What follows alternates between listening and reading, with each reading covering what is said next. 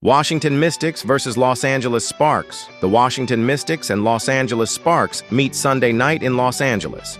Washington has fallen out of playoff contention and enters on the second leg of a back-to-back, while the Sparks are fighting for the final spot in the postseason. The Mystics have endured a rough August, dropping 4 of their last 5 games, including lopsided defeats against New York and Connecticut. Their most recent outing was a 63-89 loss at Barclays Center, where their offense never found rhythm and turnovers piled up early, putting them in a hole they never recovered from. For the season, Washington averages just 78.7 points per game, ranking 10th in the WNBA, while shooting 44.4% from the floor, numbers that highlight their inconsistency on offense. The bright spots have been young contributors like Sonia Citron and Kiki Iriafen, who continue to show promise despite the team's struggles. Citron leads the team with 15.3 points per game on an efficient 43% from beyond the arc, making her one of the league's most dangerous young shooters. Iriafen has been a force on the boards, averaging 8.6 rebounds to go along with 13 points per contest, giving the Mystics much-needed interior presence. Still, Washington's lack of veteran scoring punch and inability to string together stops on the defensive end has left them vulnerable in nearly every matchup. If they hope to turn things around, the development of their young core must be complemented by steadier production from their veterans, especially in transition defense and late-game execution. Defensively, Washington has remained competitive, ranking 5th in points allowed at 81.0 per game, and 3rd in rebounds allowed at 32.8, showing their ability to limit second-chance opportunities and control the paint. Center Shakira Austin has anchored the interior with 12.9 points, 6.4 rebounds, and over a block per night, providing a steady two-way presence. Her rim protection and rebounding help set the tone for the defense, while her offensive contributions keep opponents honest inside. With her impact and the team's collective effort, Washington has managed to stay in games even when the offense has struggled. Los Angeles has also faced adversity down the stretch, losing 3 of its last 4, though each defeat came by narrow margins. Most recently, the Sparks fell 75-76 to Indiana, a game where they struggled to execute late. At 17-20, they remain firmly in the playoff mix, and their offensive firepower makes them a dangerous opponent. The Sparks average 86.1 points per game, 2nd in the league, and shoot 46.2% from the field. Guard Kelsey Plum has been dynamic, leading the team with 20.1 points and 5.8 assists per game, while forward Dearica Hamby adds 17.9 points and 7.8 rebounds. Both have carried the scoring load consistently, and their ability to create offense in different ways makes Los Angeles a matchup nightmare.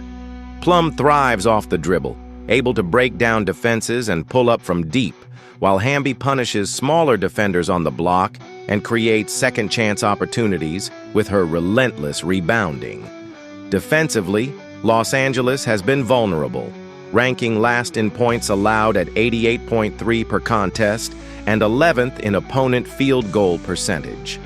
Their inability to string together stops late in games has been their Achilles heel, as they often find themselves trading baskets rather than forcing opponents into droughts. Still, their pace and scoring efficiency have allowed them to remain competitive in nearly every matchup. The Sparks are not a team built to win grinded-out defensive battles. They thrive when games get up into the 170s and 180s combined. For bettors, that trend is important to monitor, as Los Angeles is almost always involved in high-scoring affairs when they dictate tempo. The Sparks trailed the Valkyries by 2 games heading into Saturday night, making this Sunday contest almost a must-win. With just a few games left in the regular season, every win is critical in the Western Conference playoff race. Los Angeles cannot afford to let opportunities slip against lower-tier teams, particularly one like Washington that comes in reeling. A victory here keeps the Sparks firmly in the mix for playoff positioning, and given how tight the standings are from seeds 5 through 8, The difference between winning and losing could mean a first-round matchup with a juggernaut like the Aces or Liberty, or something far more manageable. Motivation will be on full display, and that urgency is likely to spill over onto the court. All three meetings between these teams this season have gone over the total, combining for at least 179 points each time. That consistency in offensive production speaks volumes about the matchup. The Sparks have thrived when attacking Washington's defense, which has been porous on the perimeter and slow in transition. With the Sparks likely to come out aggressive and build a big lead, their offense should put up plenty against a Washington squad playing without rest and losing its defensive edge. The Mystics have allowed opponents to shoot over 45% from the field in 3 straight games, and on the second night of a back-to-back, fatigue will only make that trend worse. Los Angeles knows they can get what they want offensively against this defense, and their confidence in previous meetings should carry into this one. The Sparks have enough size to challenge Washington's defensive interior, and more importantly, Los Angeles has everything to play for and faces a Washington team traveling on tired legs. Nneka Ogwumike has also chipped in steady production, averaging 13.6 points and 6.9 boards, giving the Sparks a reliable third scoring option. With Ogwumike and Hamby patrolling the paint, Washington will struggle to contain the Sparks on the glass. The Mystics rank just 10th in rebounding margin, and when they give up second-chance points, it often snowballs into double-digit deficits they cannot overcome. Expect the Sparks' backcourt to push tempo and create mismatches against a Mystics defense that struggles when forced into transition. Plum, in particular, has been lethal when she gets downhill, and Washington has had no answer for her penetration all season. Washington is on a 5-game losing streak and are playing on a back-to-back here after facing a hungry Golden State team on Saturday. That adds another layer of difficulty, as they now have to regroup with minimal recovery time before facing one of the league's fastest-paced and highest-scoring teams. The Mystics' offense has been inconsistent all year, ranking 11th in scoring at just 77.2 points per game. Their lack of perimeter shooting has been glaring, with the team hitting just 32% from beyond the arc.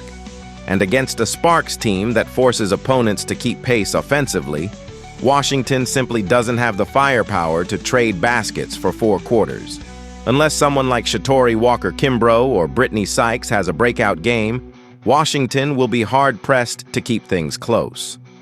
One thing that jumps out in this matchup is the tempo disparity. Los Angeles loves to play fast, ranking top 3 in possessions per game, while Washington is more comfortable in the half-court. On a back-to-back, it's unlikely Washington will be able to slow the pace consistently.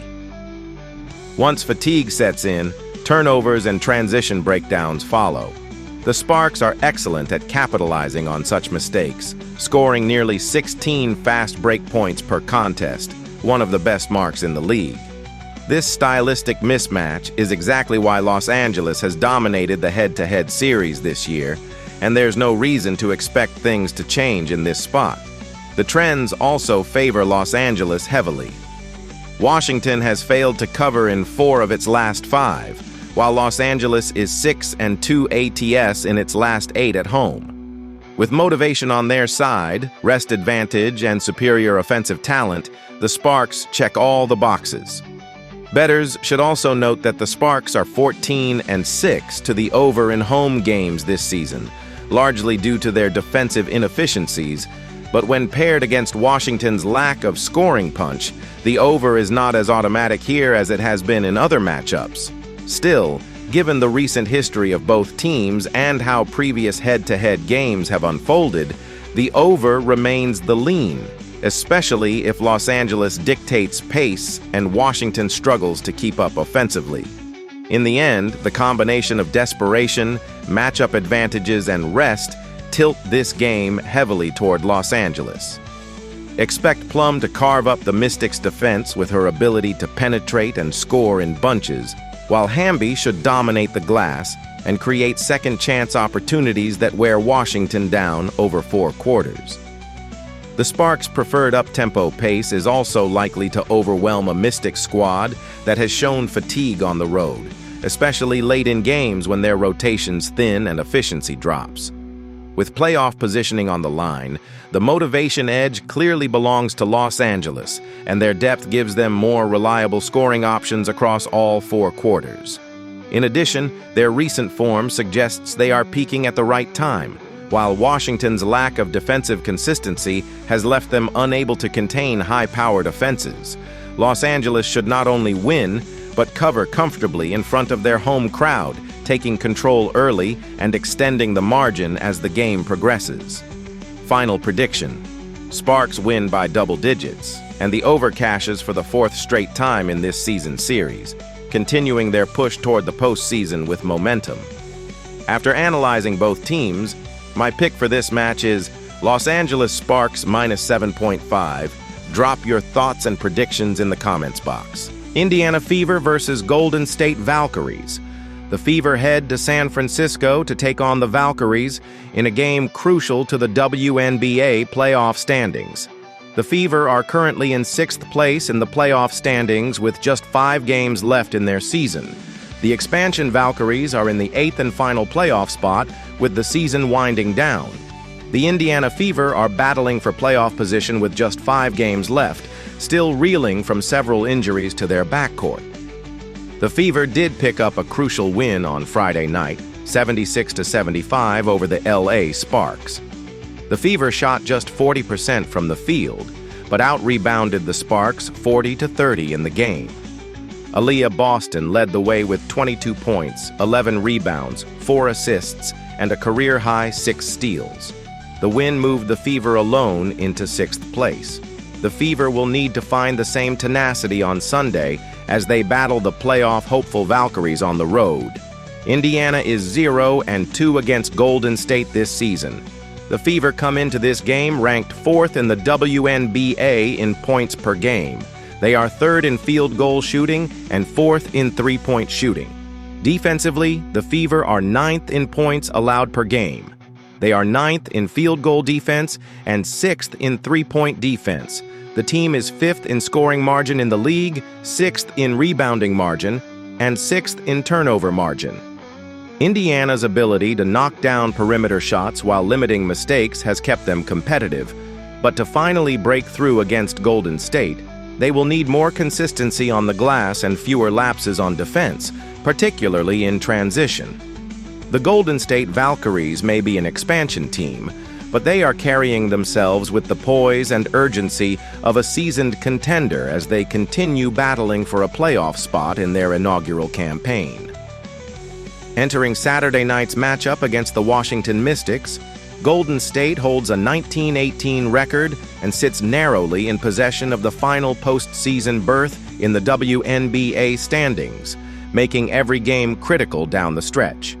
Their most recent outing showcased their resilience, as the Valkyries traveled to Dallas and defeated the shorthanded Wings 90-81 last Sunday in a high-pressure road environment, keeping pace in what has become a frantic race for the final playoff position. Guard Veronica Burton was the spark, delivering a team-high 22 points while knocking down 7 of 17 shots from the field and setting the tone with her aggressiveness on both ends of the floor. The victory not only kept the Valkyries in control of their playoff destiny, but also demonstrated their ability to remain composed and execute in must-win scenarios, an impressive trait for a franchise still in its first year of competition. The Valkyries will be playing the second game of a back-to-back on Sunday against the Fever, and while back-to-backs are always a test of endurance, this particular one carries extra weight given the playoff picture. The Valkyries did benefit from nearly a full week off prior to this back-to-back set, which may allow them to weather the fatigue factor better than most teams in this spot. Additionally, the fact that both of these contests are being played on their home court gives them a rare scheduling advantage that could partially neutralize the usual disadvantage of playing consecutive nights. Still, when examining their season as a whole, the Valkyries have struggled with consistency on the offensive end.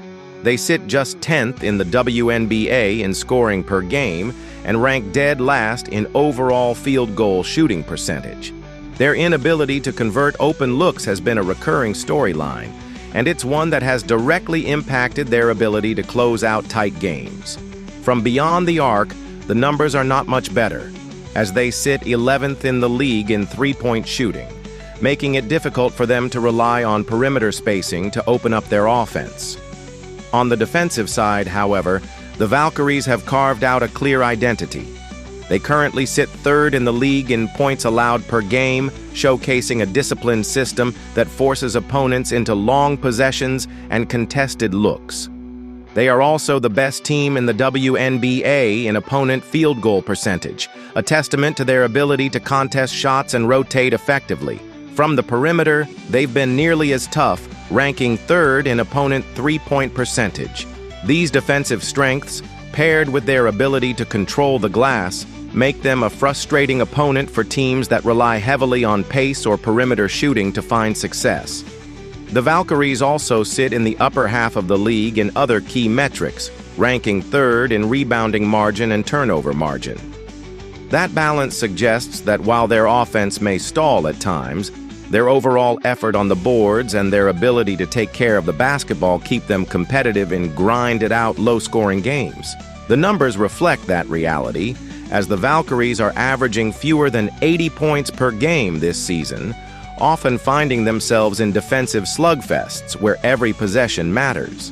Their style almost necessitates slow, half-court execution, which can be both a strength and a weakness depending on the opponent.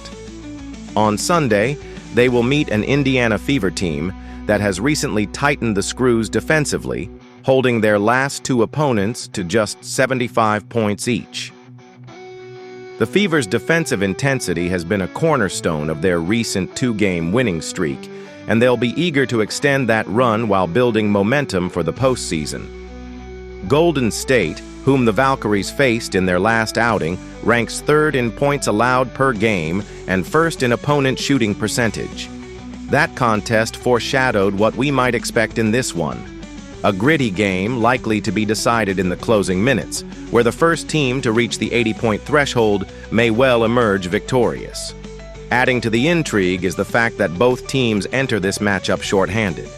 Injuries have loomed large over both rosters, altering rotations and putting more pressure on role players to step up in critical moments. Indiana's backcourt has been particularly decimated, with multiple guards sidelined and their offensive rhythm often disrupted as a result. Most notably, the Fever continue to be without all-star Caitlin Clark, who has been the engine of their offensive production and playmaking throughout the season. Her absence leaves a significant void, one that the team has attempted to fill with committee contributions but can never fully replicate. On the other side, the Valkyries are without their leading scorer, Kayla Thornton, who has been shut down for the remainder of the season due to injury. Thornton's absence not only robs the team of their most consistent offensive weapon, but it also places added responsibility on the supporting cast, which has struggled to deliver reliable scoring outputs on a nightly basis. From a standings perspective, this game is as pivotal as it gets. The Fever enter with a slim lead in the playoff race, holding on to the 6th seed, while the Valkyries occupy the 8th spot. The two teams are tied in the loss column, which only magnifies the stakes. A win for Indiana would give them breathing room and help solidify their position heading into the final stretch of the season, while a loss for Golden State would make their margin for error razor thin. The Valkyries, meanwhile, are fighting not just to stay above water, but to prove they can string together enough wins to secure their place in the postseason. These types of games, where playoff positioning is directly on the line, often come down to execution in the final possessions, and that is where the Fever's experience could prove decisive. Despite the Valkyries' defensive pedigree, Indiana appears to have the more balanced profile coming into this matchup. The Fever may not be an elite offensive team without Clark, but they remain the far superior scoring unit compared to Golden State. Indiana's offensive efficiency, coupled with their improved defensive metrics over the last week, makes them dangerous in this spot.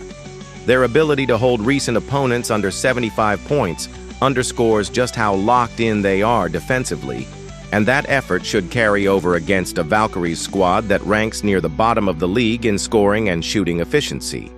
Indiana's transition scoring could be a key edge against a Valkyries team that often stalls in half-court sets. Historically, the Valkyries have had the upper hand in this head-to-head matchup, winning both of the previous meetings between the teams this season. However, context matters, and the Fever enter this game with more momentum, a bit more scoring punch, and a desperate sense of urgency to avoid slipping in the standings. Indiana has also played well in situations where their backs are against the wall, and they've shown resilience despite their roster challenges. The Valkyries' defense will keep this competitive, but their offensive limitations without Thornton make it difficult to envision them pulling away late. Ultimately, I like the Fever to return the favor in this one and pick up a crucial road win. They have the more reliable scoring options, better recent form, and the type of defensive focus that travels well, even in a tough road environment. Expect Indiana to grind this one out in the fourth quarter, hold the Valkyries under their scoring average, and find just enough offensive rhythm to secure the victory. The Fever should leave with a narrow but meaningful win, further strengthening their playoff hopes while sending the Valkyries deeper into desperation mode as the season winds down. After analyzing both teams, my pick for this match is Indiana -1.5. Drop your thoughts and predictions in the comments box.